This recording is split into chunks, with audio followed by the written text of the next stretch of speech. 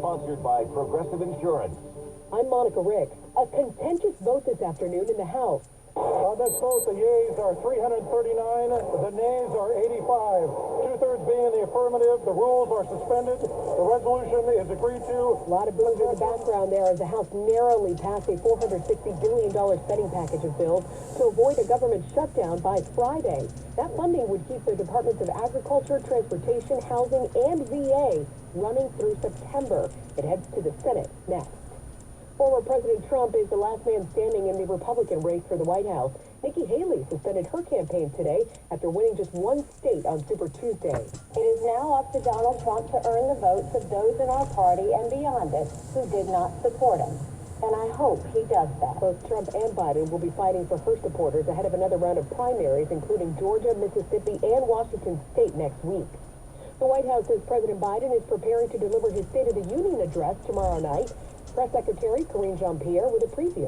You will hear the president lay out the historic achievements he has delivered on for the American people and his vision for the future. Biden will likely also urge House Speaker Mike Johnson to allow a vote on a bill to get urgent aid passed for Israel and Ukraine. Police say at least 7 people have been shot, including several children in Philadelphia. KYW-TV reporter Alicia Roberts is outside Einstein Hospital in 5 Points. One of those 7 juveniles that was struck by the gunfire this afternoon is in very serious condition this afternoon. Their thoughts go out to their family members getting that phone call. It is a parent's worst nightmare. It's the 4th shooting involving a SEPTA bus in the last 4 days. Governor Kathy Hochul sending the National Guard to New York City. She's deploying 750 National Guard members and 250 New York State and MTA police officers to help the NYPD search people's bags for weapons. Railing off statistics, saying things are getting better, doesn't make you feel better. Especially when you've just heard about someone being slashed in the throat or thrown onto a subway track. The governor is also pushing for a law that would allow judges to block a person from riding the subway or buses for 3 years if they're convicted of attacking someone. Matt Piper, CBS News, New York.